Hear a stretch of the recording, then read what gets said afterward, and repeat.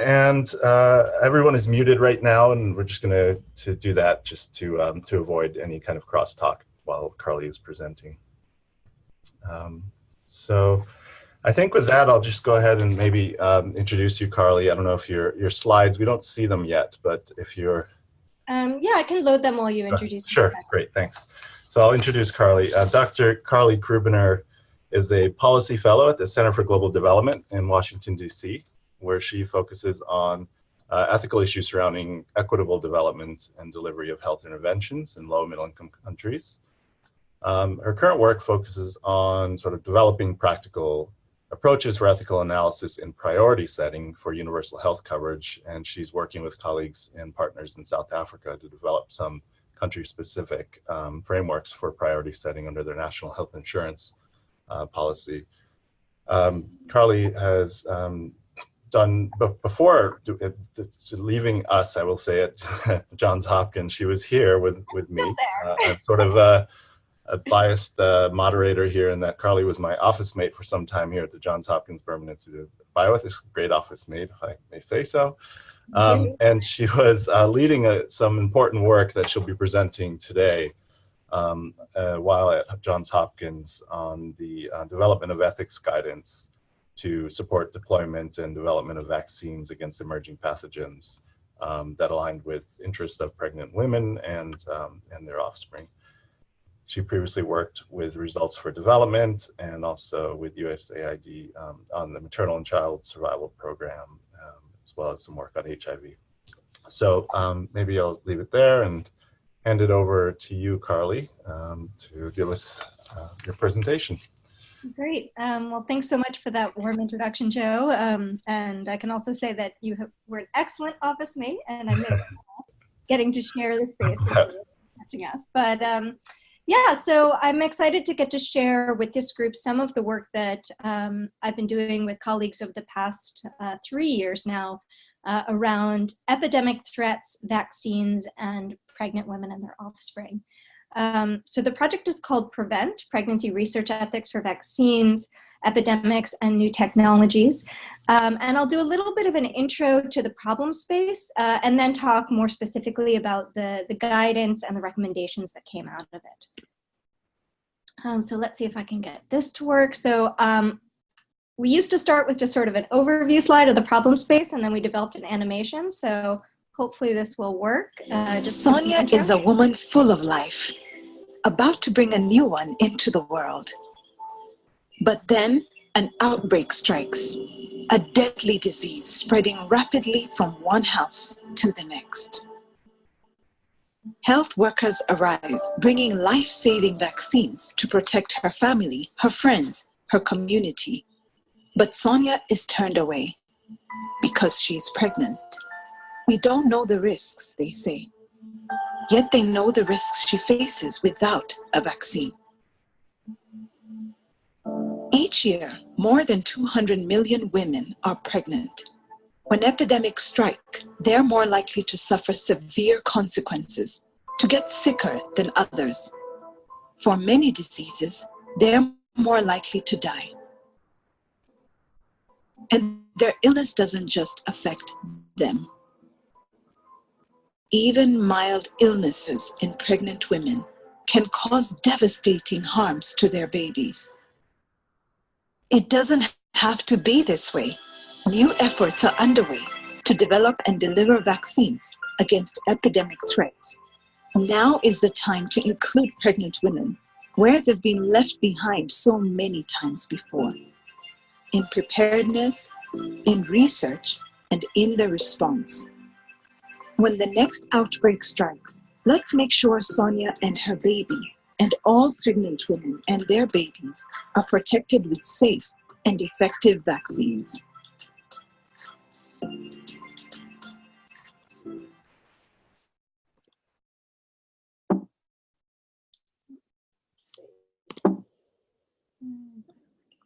Okay, so the video kind of gives an overview of the problem space and the space where we were trying to address within the PREVENT project, given that pregnant women and their offspring very often are not only affected alongside other members of the population when outbreaks and epidemics strike, but they're often more likely to suffer more severe consequences given some of the changes physiologically that occur during pregnancy, as well as some of the social and behavioral risks that they may be in as well. And yet, despite this, vaccines generally, and epidemic vaccines specifically, have rarely been developed with pregnant women in mind. And what happens is that then they're often excluded from trials and then later on denied access to vaccines when we have them to offer the rest of the population. In fact, we don't have a single vaccine that's licensed for use with a specific indication for pregnancy ever. We've never had one before. So just to give a scope of how tragic this problem can be, and we did see this within the DRC as well as the previous Ebola outbreak in West Africa. Given that pregnant women are often at increased risk, it's really important to be able to have something to offer them with regard to prevention. And this is part of a much broader issue that we've referred to as the presumption of exclusion, that it's sort of assumed that pregnant women cannot or should not be included in research. So what happens is that we have sort of later stage trials when we're in the field and pregnant women are excluded. And this means that then we have a dearth, a lack of evidence on safety, a lack of evidence on efficacy, which may also be slightly different in pregnancy given some of those physiological changes. And then when we don't have evidence, because people are so concerned about potential risks, there's often then this exclusion from delivery, which not only then unjustifiably denies pregnant women access to something that might be extremely beneficial to them and to the babies that they carry, but it also means that we then are unable to generate evidence at that point on broader types of technologies, platforms, vaccines, and this feeds into this sense of, well, we don't know the risks, so we can't include them in this new research, and this kind of self-perpetuated cycle of exclusion and evidence gaps when it comes to pregnant women, and ultimately from access to potentially life-saving medicines and biologics. And in this project, we focused on it specifically in the context of vaccines and epidemics, but it really is quite widespread for all biomedical interventions in pregnancy. If you look back at some data that was collected on FDA-approved drugs between 2000 and 2010, 98% of those approved drugs had no data, not even animal data, on pregnancy. They had completely uncategorized risk. So that's sort of the scope of how little we know and how little research we've been doing, particularly pre-licensure, on a variety of biomedical interventions like drugs and vaccines in pregnancy. So why is it so important that we have evidence? So aside from sort of the lack of evidence leading to reticence, leading to people being hesitant to use different types of interventions in pregnancy, we also have to recognize that pregnant women have unique physiologies. They're not just women with larger bellies. So a lot happens that changes the way that a drug or a vaccine might potentially work in pregnancy. So over the course of the dynamic state of pregnancy, you'll see changes in metabolism that can affect drug dosing, changes in respiratory function, cardiac output. There's sort of an immune modulated state, particularly because during pregnancy you're carrying a foreign object within your body. So there are certain aspects of the immune system that are slightly suppressed. As I mentioned earlier, because of some of these physiological changes, both the susceptibility and severity of disease can change. And again, this can have effects on dosing and efficacy of different interventions. And furthermore, we need to know about the risks. We need to be able to decide when the risk-benefit ratio is favorable, and we also need to be able to offer women who are pregnant information about what potential risks there may be alongside what potential benefits.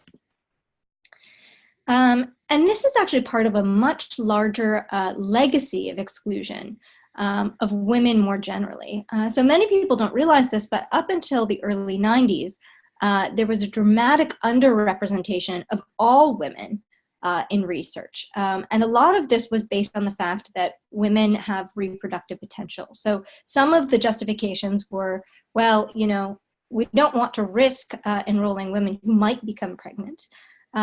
So other alleged justifications for why women were not included was that their physiologies would complicate all the science, that with all those hormones, that's just going to add a lot of noise to the analysis. And then also there was sort of this alleged justification that would be really difficult to recruit women. So for a very long time, because we know that women are not the same physiologically as men, we really had a dramatic underrepresentation of women, broadly speaking, in the evidence base. And this became growingly problematic, particularly as we look at the ways that disease manifests, as we look at similar issues related to dosing being different in women, and just understanding that we needed to have this evidence base. So in 1993, the National Institutes of Health passed the Revitalization Act, the NIH Revitalization Act was passed by Congress, and this imposed new requirements to include women and minorities in research, because we realized that we needed an evidence base for these populations as well. But unfortunately, at that time, pregnant women were not included in these requirements, so they've continued to be left out of evidence generation. And there are many harms and injustices of this inclusion. So as I mentioned, with inadequate data to inform appropriate management of illness and conditions, because we don't necessarily understand how these conditions manifest in the pregnant body for both the mother and the developing baby. That there's this ongoing reticence, hesitancy to prescribe or reluctance to use things that would be net beneficial, that would ultimately be beneficial to both the mother and the baby. That there's a lot of anxiety among women who need to and do use medicines and biologics in pregnancy, whether or not they're taking that intentionally or if they've been using that before they realize that they're pregnant. And a classic case of this was with rubella vaccination in the 60s and 70s, that a lot of women ended up seeking to end and terminate their pregnancies because of feared risks of exposure to that vaccine, which ultimately turned out to not have the potential problems that were hypothesized with being vaccinated in early pregnancy. There can be then significant delays in the types of health policies and programs to deliver needed care. And this ultimately leads to the unjust exclusion of individual women from the potential benefits of research participation, as well as the unjust exclusion of pregnant women as a class from the benefits of biomedical science, in the same way that other populations are able to benefit from our investments in research. So the guidance that we've developed over the past few years, and there's two sets of them, I'll be focusing on sort of the broader epidemic vaccine guidance, lays out 4 principles for thinking about research with pregnant women. The first is that pregnant women deserve an evidence base for the prevention and treatment of their illnesses equal to others as a matter of justice. That pregnant women are the moral equals of other adults, and that we owe them the equal amount of attention to generating an evidence base that's appropriate to their health needs. The second is that pregnant women should not be categorized as a vulnerable population for the purposes of human subjects research review. And there's been growing consensus to change this kind of designation, given that traditionally when we've talked about vulnerable populations, we're talking about populations that have had some sort of constraints on their ability to consent. And this type of designation that we apply to prisoners, that we've applied to children, to those with cognitive disabilities, is quite disrespectful to healthy adult women who happen to be pregnant in terms of disregarding their competency to consent to research. There has been some movement in this space, including a proposal to remove this from the US regulations, as well as the CIOMS guidelines that have removed this designation and backed this type of principle. The third is that it is ethically permissible to conduct research with pregnant women that meets specific risk standards. There's this general misconception that it's never ethical or ethically justifiable or even legally permissible to do this kind of research with pregnant women. But if you actually look more closely at the common rule, at the research regulations, and more broadly at a lot of sort of the governing principles for research with pregnant women, there's two types of designations that we look at. So the first is research that offers a prospect of direct benefit, that there's some kind of potential benefit for research participants, whether it's the woman or the baby she carries. More often, because their interests tend to co-travel, it would be to both. And in those circumstances, what you would do is you would essentially look at the net risks and benefits that are offered by research participation. The second class is when there is no prospect of direct benefit. And here there's a slightly enhanced protection from potential risk, particularly for the fetus, that requires a slightly different kind of consent and requires a higher justificatory bar, that there are no more than minor risks. The last principle is that justice requires that pregnant women have fair access to research that offers the prospect of direct benefit. And this is part of a broader ethical principle when we think about human subjects research about fair access. That while there is, of course, an obligation to protect people from the risks of research, we also recognize that in many cases, and especially in the case of epidemic research, when there's very often few interventions at all, that there can be extremely high prospects of benefit through the access of participation in research, and that pregnant women are just as deserving as a matter of social justice to participate in the type of research and to have that kind of fair access. So with that kind of backdrop, I'll pivot now and I'll talk a bit more about how we try to operationalize these principles and address the specific problem in the case of epidemic threats and vaccines with pregnant women. So a little bit about our approach to develop this guidance. So it was meant to be a consensus-driven guidance that was developed by an expert working group that included 17 experts across a range of disciplines. So bioethicists, those who specialize in maternal immunization and maternal fetal medicine, obstetrics, pediatrics. We had philosophers, public health specialists, and vaccine researchers and policy experts. In addition to those 17 members of the working group who are all co-authors on this guidance, we did broad consultation with other types of experts in epidemiology, in vaccine development, and regulatory affairs, etc.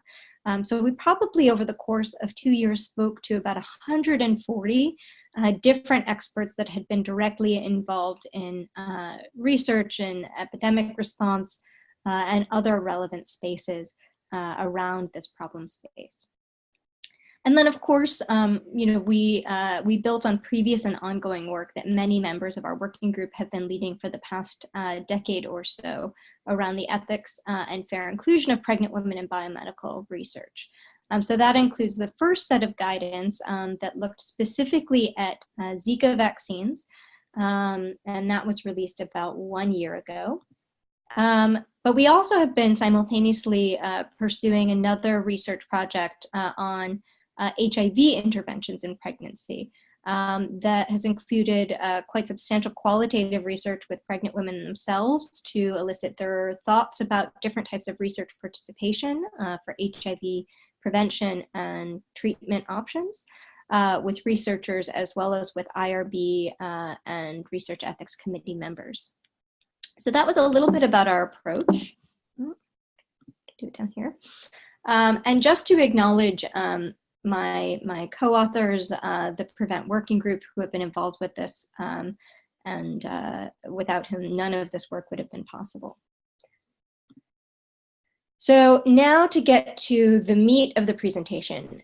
So we have 22 recommendations that we developed to try and find concrete solutions to fairly and safely and appropriately address the needs of pregnant women in the context of vaccine R&D and ultimately delivery. And these 22 recommendations span 3 distinct areas when we think about epidemics. So the first is preparedness phase, what's happening before and between the emergence of outbreaks and larger scale epidemics or pandemics. Then the research and development space, what's happening in terms of the pipeline, as well as the actual activities that are done with clinical trials and with other non-clinical research to support getting to licensure. and then ultimately what should happen in delivery.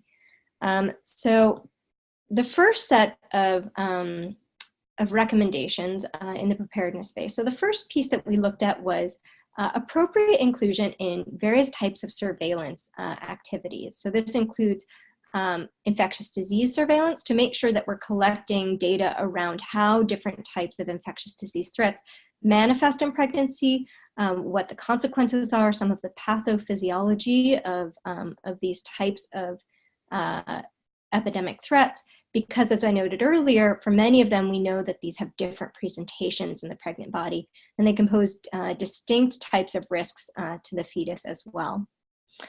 Another part of this was trying to better understand the baseline of what's going on with pregnancy outcomes. So it's very difficult when we have very limited data on the baseline of maternal and fetal outcomes to understand when there might be a change in what is happening in relation to either a new epidemic threat, if we see an increase in mortality or an increase in pregnancy loss or an increase in congenital harms to the fetus. If we don't actually know what the baseline is, it's very difficult to understand whether or not we're seeing an increase at all or whether that's consistent with what's normal. Similarly, if a new vaccine is introduced and we don't have this type of baseline data, it's very difficult to understand whether or not a vaccine may pose risk signals as well. So this recommendation is really about ensuring that both infectious disease surveillance, that ongoing surveillance of sort of normal baseline pregnancy outcomes is happening, and that these systems talk to each other so that we can very quickly identify, for instance, in the case of Zika, when we're seeing something that might be related to infectious disease threats.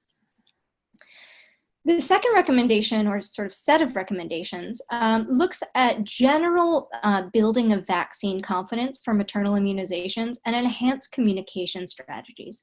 So we know that because, especially since there's so little data, there's a lot of reticence, there's a lot of fear, and there's a lot of inflation of risk when we think about intervening in pregnancy. So there's a lot more work happening to try and roll out maternal immunizations that we've been using for quite some time that we feel very confident in their safety profile. So flu vaccines are one of those, as well as tetanus and pertussis shots. So a lot of the efforts that can strengthen vaccine confidence and ways that we can figure out how to best communicate about risks and benefits to pregnant women and their families will not only be helpful for delivering sort of routine types of immunizations, but will also make it much easier when we go into communities in an emergent threat, that there will be at least some baseline confidence and communication strategies that we know will effectively be able to reach these populations to give them the information they need. We also talk a little bit about the incentive space. So there are a number of market disincentives that are operating right now that make it really difficult for manufacturers to include pregnant women in research, to move towards delivering products that are ultimately going to be suitable and acceptable in pregnancy.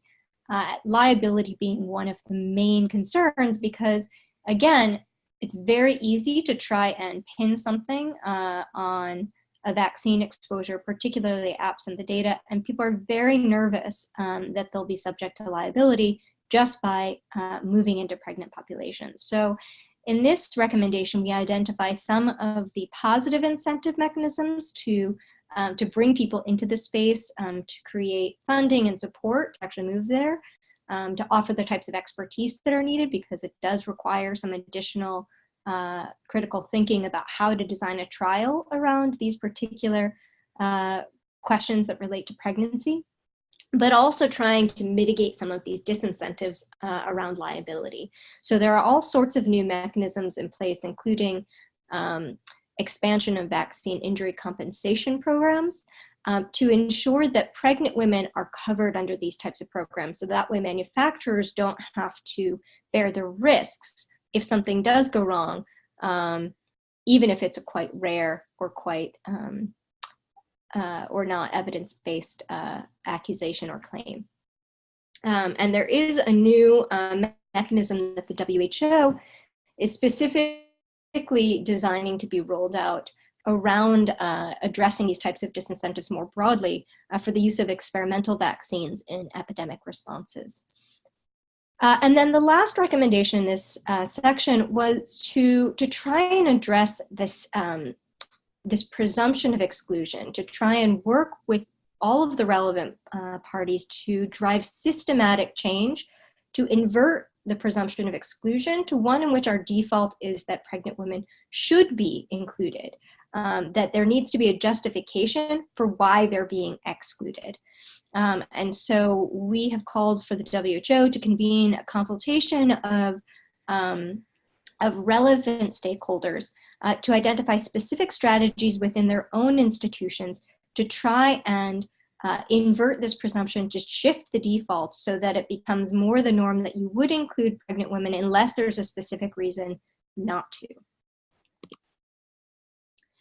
The next section of the guidance focuses on R&D, on research and development. And this starts all the way early on when thinking about investment decisions for the vaccine pipeline to make sure that among the different types of vaccine candidates that are backed by various initiatives, by various manufacturers, that there are at least some investment in the types of vaccines that we would generally think are appropriate for use in pregnancy. So just a little bit of background on this is that, there are various types of vaccines, some of which use material from the virus itself, the pathogen itself that's been completely killed, or that's a protein of that to try and produce an antibody response. Some of the vaccines use weakened or attenuated live virus, and those are the ones that have traditionally been at least theoretically problematic for use in pregnancy, given the concern that it could cross the placenta and that the vaccine virus could actually cause harms to the developing baby. I'll say and note a little bit more about the evidence base around this later, but just to note that there is continuing reticence, and in many cases justifiably so, to move towards live vaccines in pregnancy, given that it's biologically plausible that some of them could introduce harms in the way that we don't think about that for inactivated vaccines or subunit vaccines, or potentially some of these very novel and exciting platforms that are playing a big role in the vaccine pipeline for emerging epidemics, like the nucleic acid vaccines. So the idea here being that if you only invest in the kinds of vaccines, the live vaccines that people are reticent to use in pregnancy, you're setting up a situation in which there's going to be limited options to offer, or non-ideal options to offer pregnant women. So we're trying to reshape the types of vaccines that are included in the pipeline to make sure that there are good options and safe options available at the time that there is an emergent threat. And then there's a next set of a number of recommendations that look at appropriate inclusion in the clinical development plan. So one thing that we've seen that's been a barrier to inclusion in, let's say, phase 3 larger scale field trials is that a lot of times the types of required non-clinical studies, the animal studies that look at whether or not there's any kind of reproductive toxicity or developmental toxicology studies, if those aren't done, it can be very difficult for researchers to make the case to actually move forward and include pregnant women in the trials themselves, even if the available data that we have would suggest a favorable risk-benefit profile for inclusion. So this recommendation was essentially to move the conduct of required non-clinical studies, reproductive toxicology studies, to much earlier, so that as soon as the candidates that are in the pipeline advance, as soon as they show promise and are moved to phase 2, these studies are done at that point to see the way for potential appropriate inclusion in phase 3 studies. A next major recommendation is to include studies to actually evaluate vaccines in pregnancy in the clinical development plan, both to ensure that pregnant women have an opportunity to enroll or remain in studies that are conducted during outbreaks and epidemics when the prospect of benefit outweighs the risks, and also to ensure that we actually have an evidence base developed for the broader class of pregnant women in the future who may need to use or access these vaccines.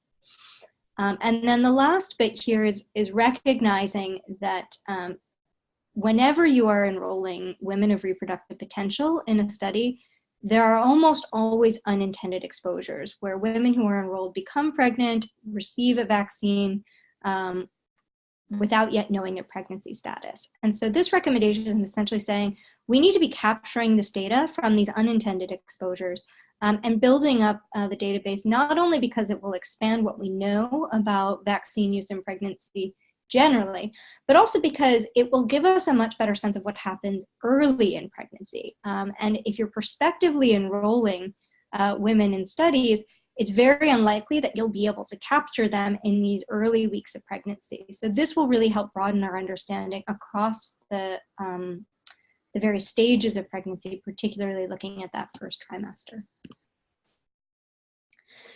And then the last category of recommendations relates to delivery during epidemic. So when things are outside of the scope of a research trial and we're just offering it to the population. So the major recommendation here is to move towards this flipped presumption to make sure that the default is that they should be included in campaigns. So the idea being that pregnant women should be offered vaccines as part of any kind of epidemic response, and that they should only be included if experts agree that the risks of vaccination outweigh the benefit, that the risks of vaccination are greater than the potential threat of a pathogen. And we're starting just now to see this shift.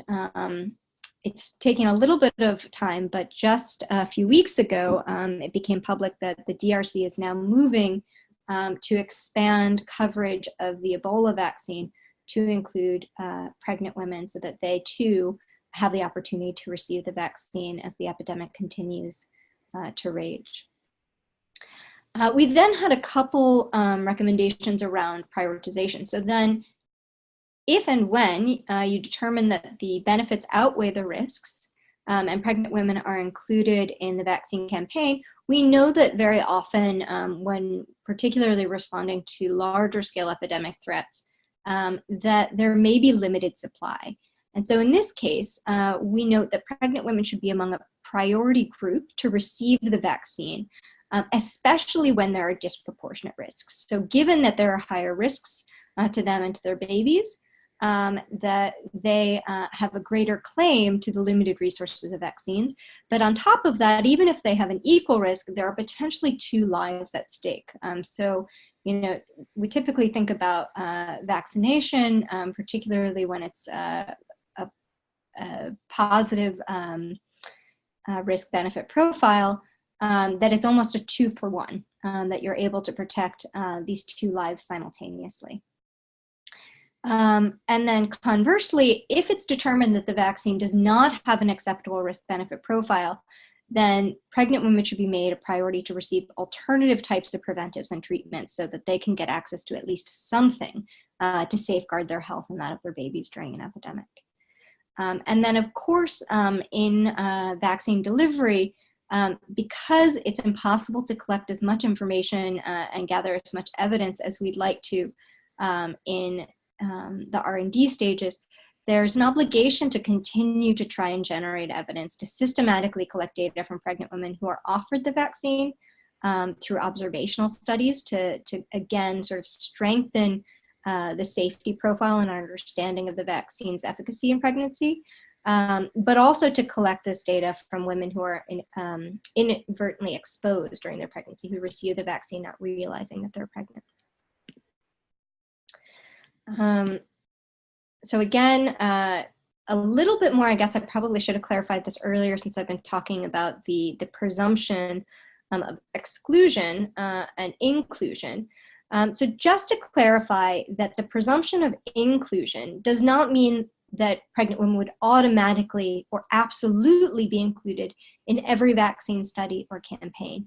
The idea here is really just to say, if you decide to exclude, you need to have a justification. So rather than the default being that, well, of course you wouldn't include pregnant women, the default would be you should include pregnant women, and if you're not going to, you need to give us a good reason. I'll say a little bit more. How am I doing on time? Okay, probably should wrap this up soon. So I'll do that so that there's enough time for questions. Sorry, I've been running on a bit. So, a lot of people ask us, well, you rely a lot on this risk-benefit profile, but it's really challenging to do that when you've got two entities, when there's both maternal risk and benefit and fetal risk and benefit. And how do you think about that in the context of the maternal-fetal dyad when you're looking at risks and benefits? The general thing that I will say is that more often than not, the interests of the pregnant woman and the interests of the fetus or future child tend to co-travel. So what's good for the woman is generally good for the baby. A sick mother or a dead mother is actually not very good for the future prospects of that developing fetus. And likewise, a baby that's born with congenital malformations or major health issues, the woman, there's no greater interest for her sake to have a healthy baby. She's the one who is most interested in that. So particularly when we're talking about this space, there are a few exceptions in the broader space of biomedical research where there may be some kind of conflict between the interests of the woman and the interests of the developing baby. But in this space, they very often co-travel.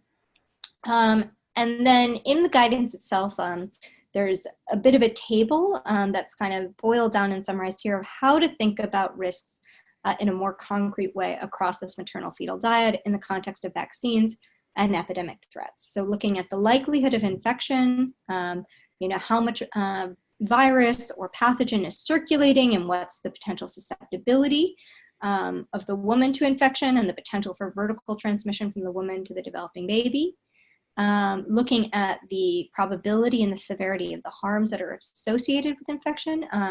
Again, with attention to gestational timing, because sometimes things can be much worse in early pregnancy for the mother and or the baby. And sometimes they can be much worse in later pregnancy when you have these greater physiological changes in respiratory function, cardiac function, etc. And then looking at the aspects of the vaccine itself. So the prospect of immune protection from the vaccine based on the data that we know generally, how effective or efficacious it might be in the general population. The likelihood and severity of vaccine-associated harms. So again, you would probably already have some general safety data and reactogenicity data to see if there's potential fevers associated or other kinds of adverse responses in the general population. And that would give you better insight into potential risks to both the mother and the baby. And keeping all of this in mind with the availability of safe and effective alternative preventives or alternative treatments. Very often there aren't very good options in these last two, in which case you would look much more closely and you might be willing to accept slightly more baseline risks, even though you'd still want it to be net beneficial, versus if you had something that was comparatively safe and efficacious that could be offered in lieu of something that's unknown, then you might think differently about the vaccine. So there's more detail on how to think about risks and benefits across the mother and the baby in the guidance itself if you're interested, but just to answer this question since it's a very common one. I'm going to skip over that. Oh. Okay, so here's the idea is that we would move from that presumption of exclusion to one of inclusion where we have appropriate inclusion in research, a much better evidence base, appropriate inclusion in vaccines, campaigns, where we then continue to enhance that evidence base for future outbreaks. And we also know much more about the use of these types of platforms, adjuvants, other types of novel vaccine technologies, so that we're better prepared in the future as more emergent threats and emerging epidemic pathogens come into the mix. So I'm sorry I went over a little bit of time. Hopefully we still have plenty of time for questions. But I'll turn that over to you. Great, thank you so much, Carleigh, for the really interesting, stimulating, and thoughtful presentation. I think I have a few questions myself, but while I maybe ask a question, but let me just remind everyone that the chat box can be used to type questions. Also, welcome to unmute yourself, and if you'd like to ask a question verbally. But so maybe it'd be helpful. I see there is one question in the chat box, and it might be something you could just clarify quickly about the presumption. Sounds like someone's interested in understanding a little bit better the basis of sort of the reasoning, the rationale behind the presumption. The question is really if somehow the assumptions is so that there would be sort of priority or a greater demand on certain types of pregnant women. I don't know if you can see the question here, but I'll let you. So I think the question is, does this mean that pregnant women who are bearing multiples should have even greater priority? Yeah. Yeah, so that is a really good question. Multiples are tricky because, again, you would have a different risk-benefit profile. I think hypothetically, I would think all pregnant women, assuming that the risk-benefit profile is acceptable for that woman, that there should be greater priority. Again, because they very likely are going to have even greater potential risks of infection, but also that there are potentially more lives to protect. But it also should be an individual choice and done, within the context of that pregnancy. I'm not a maternal fetal medicine expert, so I would hope that there would be, with discussion with providers who are educated about this, to be able to determine whether or not it would still be an acceptable risk-benefit profile on the individual level. Great. So I guess I have a couple of questions. I guess I'll start with this. So I think some, on this webinar, and maybe some who will watch it later, may be thinking about these issues somewhat afresh globally, and maybe don't have the same regulatory provisions that we do, or maybe are encountering these issues in different ways. And I'm wondering if you might have any process or other recommendations for those who are thinking about this particularly from a policy or regulatory perspective, and don't come necessarily with the same background and history that we have in the United States. Yeah, so the regulatory space, it can be tricky. What we have seen, and again, we haven't looked at this in all countries, but we've been doing a much closer look at this in our HIV-related space. What's interesting about the epidemic space is that a lot of the regulations around research participation are somewhat relaxed. They don't go away completely, but we do make certain types of special exceptions when there is an urgent or emergent threat, or if there's a declared public health emergency. And that's both within the states and globally. But what I will say from looking at it in the context of HIV, where it would kind of be business as usual types of research regulation, is that there, in many countries, is not a regulatory ban on research with pregnant women. We actually see that more in Latin America than we see it in other parts of the world, in part because, particularly we've been looking at this in the context of HIV, and we have a strong history there of looking at prevention of mother-to-child transmission. So there is an important precedent that's been set about doing research with pregnant women. The bigger challenges that we've seen globally around the regs is usually around consent, and sort of a much more stringent requirement around paternal consent when pregnant women are involved. And this can be a particular barrier to access for pregnant women, even if they're then deemed eligible to enroll. It does put up another potential barrier to their participation. So we do have some recommendations within the guidance that look at consent. Normatively, we sort of stand behind a position that pregnant women can and should be able to make autonomous decisions about their research participation, or in the context of delivery about receiving a vaccine, without requiring the partner or the father of the fetus to to consent, but we do recognize that some of the regulations may require that. And we also recognize that there are many women that want to include their partners in these types of decisions, and that consent procedures should enable and facilitate that. So that's, I suppose, a little bit more around this.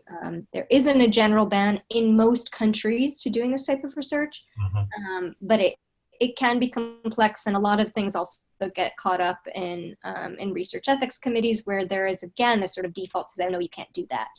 So it tends to be more in the interpretation and application than in the regs themselves. I see that. That was one of my other questions, wondering about whether this was more so a regulatory challenge or an interpretive one. And it sounds like it may be a bit of both, but definitely some of the presumptions are based on interpretations. And so Adamu, I see Adamu Adesiye from Ethiopia has a question here. And you mentioned IRBs. I know Adamu is an IRB chair. And so maybe thinking about this a bit from that perspective, but his question is, how do you look at interventions or vaccines that are beneficial to the mother, but that are of great risk for the fetus? So I don't know if, maybe you want to address this if you can from a researcher perspective, but also maybe in thinking of this clinically, perhaps. So again, I will say, at least in this particular guidance, and for the question of vaccines, it is, I mean, I can't think of a single vaccine that would be beneficial to the mother without having benefit to the fetus. So, I mean, the thing that's really interesting about pregnancy is, so not only is it really important to keep the mother healthy in terms of, gestational health of the baby, but there's also a huge sort of movement now to do more and more maternal immunization specifically for the benefit of infants. Because one of the things that happens is when you immunize in pregnancy, particularly in the second and third trimester, you're not only generating antibody in the woman herself, but that antibody transfers to the fetus or to the baby, and then continues to transfer through the breast milk after birth. And it can be a critical way to protect infants, newborns who are too young to be vaccinated themselves, but may be at severe risk of infection. So in our case, particularly when we're talking about massive epidemic threats, we just don't really see that tension between things that are going to benefit the mom that wouldn't also benefit similarly the fetus. That probably is true for the vast majority of the kinds of things that we would think about. So even if it's generally more about benefiting the mom, there are kind of these follow-on benefits that accrue to, healthy mom, healthy baby. There are probably a few exceptions that we might think about around certain types of surgeries. And then one area, and I am not super familiar with this work, but I know that there's been some work looking at cancer treatment. So for at least one type of cancer study, the general thinking was for a very long time that if you have a pregnant woman who's diagnosed with a relatively aggressive cancer, what you try to do is not intervene, get her to the point in gestation where the baby would be viable outside of the womb, and then do sort of an early induced or cesarean section to have the baby outside of the mom, and then you do a chemotherapy.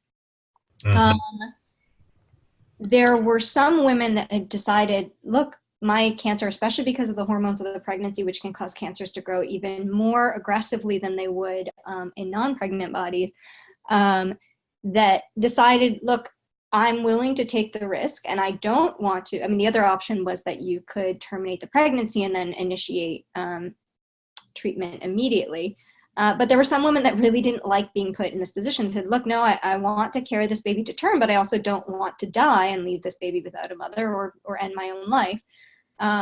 So what they did is they did an observational study, and in this study, they actually found that the outcomes for the babies who had these in utero exposures to the cancer treatment, they actually did better over the long run than these babies that were delivered really early, because we also know that preterm birth can also be a risk factor for all kinds of things. So again, just to sort of challenge our assumptions about what may actually be only beneficial to the mother may actually not be true. So, and we need the research to know this. But it is a challenging space.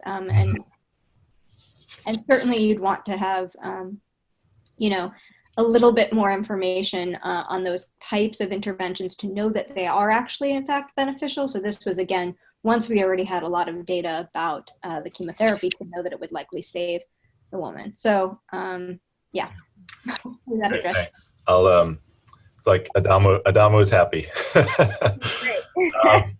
If others have questions, please do post. I see now we have a question from Solomon, also from Ethiopia.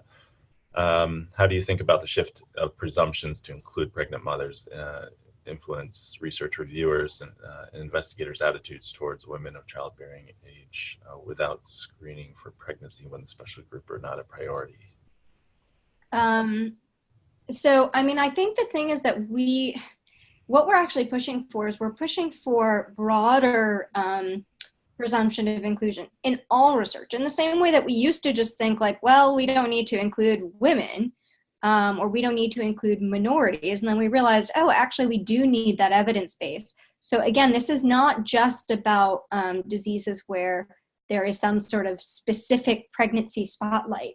This is more generally to make sure that, we know that women with chronic illness get pregnant all the time, and we need to know how to manage their illness effectively and safely throughout the course of their pregnancies. Everything from epilepsy and migraines to, things like HIV, where, we actually do have a bit more data there. But again, any of you that have been following the dolutegravir story, that data did not come out until later, and women get pregnant multiple times over the course of living with HIV, and to know what kinds of treatments they should get started on, or whether or not to divert to another treatment if they become pregnant, is really important, because we know that women can have multiple pregnancies over their life course while having health needs. And similarly, women who become pregnant can have acute illnesses, and we need to know how to manage and treat that. So it's not just about, oh, well, this is something particularly of concern to pregnant women. There's all sorts of illnesses, there's all sorts of potential infectious disease threats as well that may affect pregnant women, and we need to have that kind of data to know what might be safe and effective to offer them, both for their health and for their babies. Great, thanks. So maybe just time for one more question or so. I will raise it since I don't see one in the chat box right now. So I guess the question is, what's next? So what kind of ethics, maybe ethics related research or work, could be useful in moving forward with some of the recommendations and or more generally not research related, but implementation. What do you see as sort of next steps? Yeah. So, I mean, I think the big thing is probably thinking about how to actually effectively communicate when you have a little bit of uncertainty or potentially a lot of uncertainty to ensure and enable informed consent. So it can be really challenging to communicate to ensure valid and informed consent, generally in the context of an epidemic threat when there's a lot going on the ground.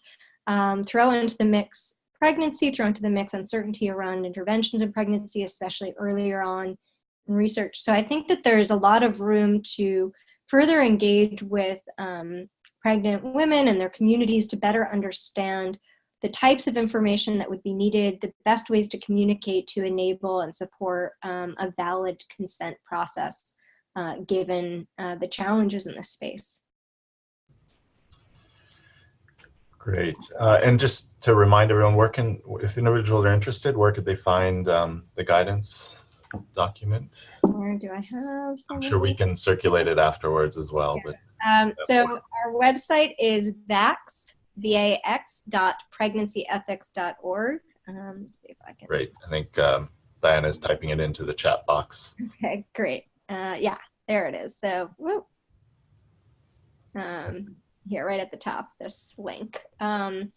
So yeah, that link includes more information about the project, the full guidance. It also includes the Zika guidance that I mentioned earlier, which focuses, so if anybody's particularly interested in Zika-related issues, which is sort of a special case of this broader guidance, particularly one where the main concern is around the developing fetus, then yeah, feel free to check that out. We're also on Twitter for anyone who is on social media.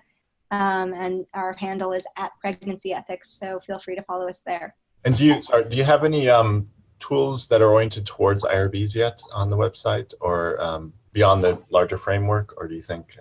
So we don't have any specific, IRB oriented or REC oriented tools, but what I would say is that the risk benefit assessment that I went through, we have a lot more detail in the actual full guidance document itself. So under recommendation 11, table A breaks out even more specifically the types of evidence to look at, the ways to think about it, and how to do that kind of balancing in a particular context where also taking into account the epidemic that's at play, since the transmission dynamics can look really different based on that particular outbreak. So that would probably, I think, be one of the best places to look, particularly thinking about IRBs and RECs. Great, thanks. I'm sure some will find that to be useful. Yeah, we also, on the recommendations, so each recommendation has a directed to, and so anywhere that IRB and REC members are kind of one of the audiences of a recommendation, you'll see that right under the direct and executive summary. And then if you want to do additional reading for those that are particularly geared toward ethics review, that would be a good way to do it as well. All right, well, thanks again, Carleigh. We're at the top of the hour. Just a quick note that our next webinar in this series will be on March 26th at 9 a.m. same time, or sorry, April 26th, with Kimantri Moodley from Stellenbosch. Kimantri will be talking about HIV cure research ethics. So please feel free to join us then, and we'll send an announcement shortly. So thanks again, Carleigh, and thanks everyone for joining. No problem, my pleasure. And very topical next session, given the news yesterday. Yeah. Yeah. So great. Well, great. take well, care, thanks. everyone. All right, take care.